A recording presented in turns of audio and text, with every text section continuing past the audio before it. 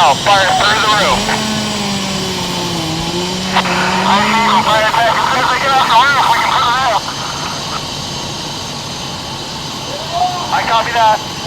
All engine companies on that off division. You have fire through the roof. Priority traffic. Firefighters getting off the roof.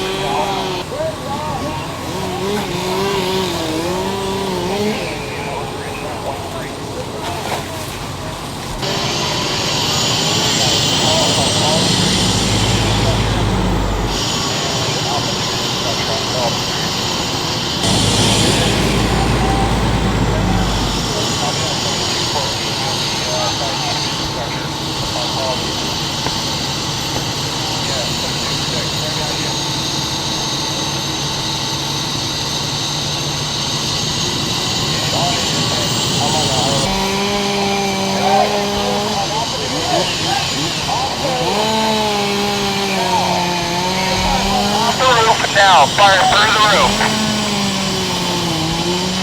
I see some fire attack. As soon as they get off the roof, we can put it out. I copy that. All engine companies on that off division. You have fire through the roof. Priority traffic. Firefighters getting off the roof.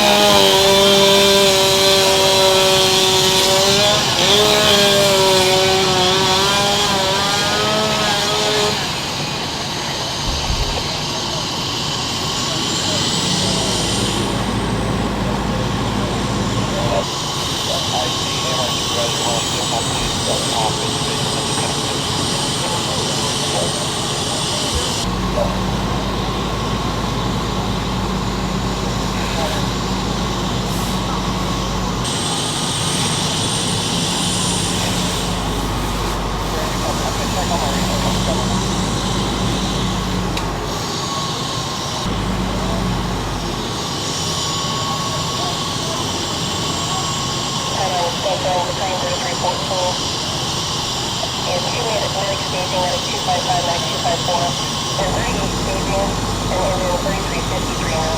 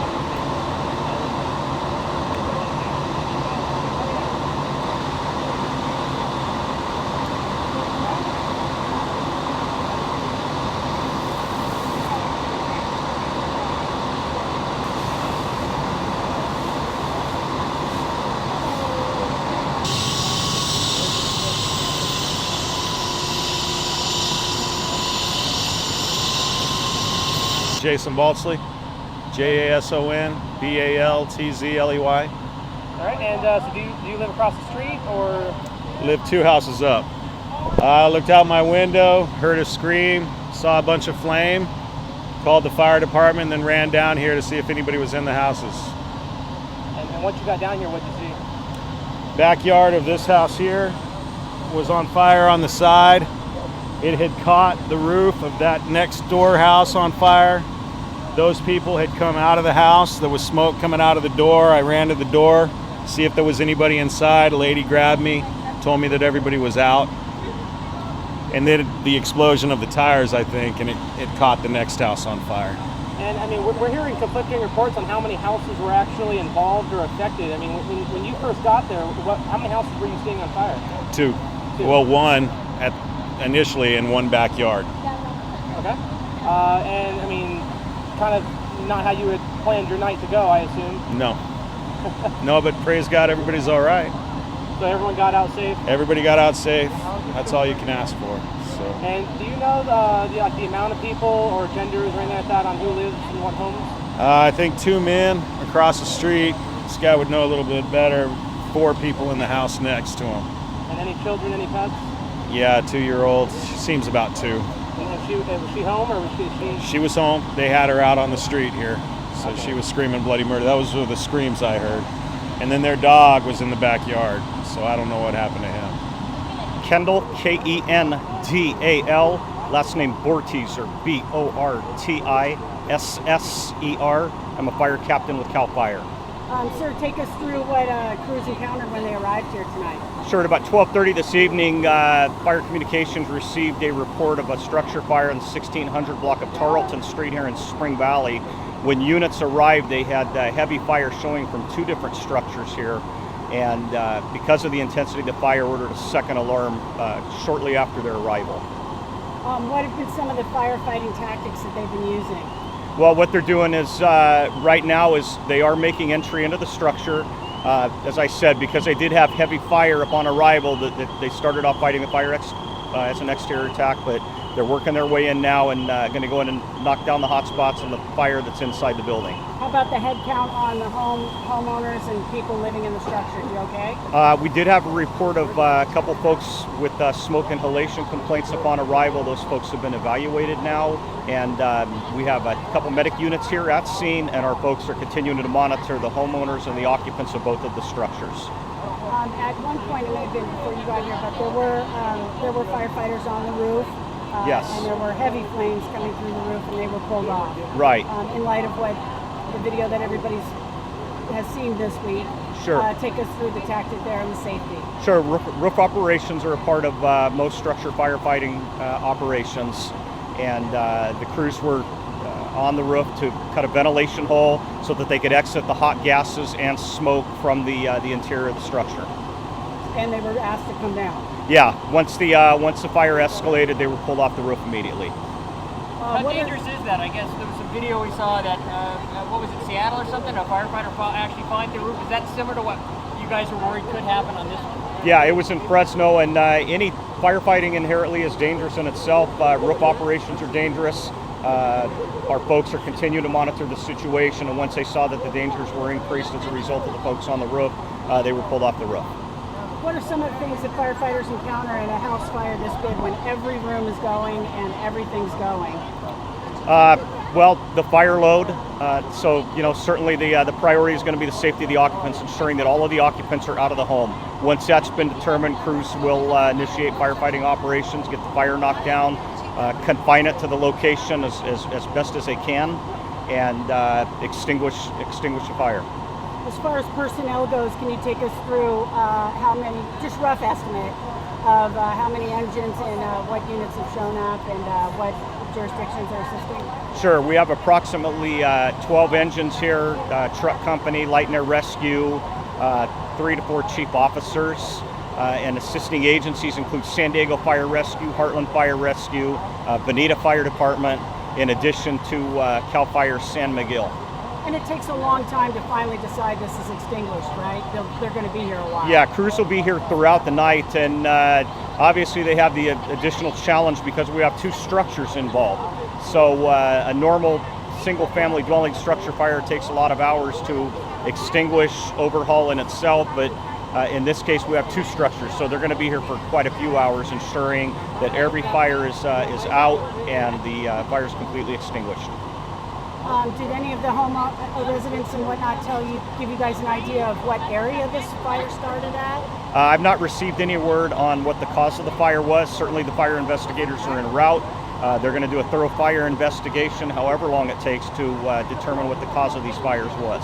Close to getting any other houses involved too? I heard maybe a third one was getting threatened, or? Yes, they did.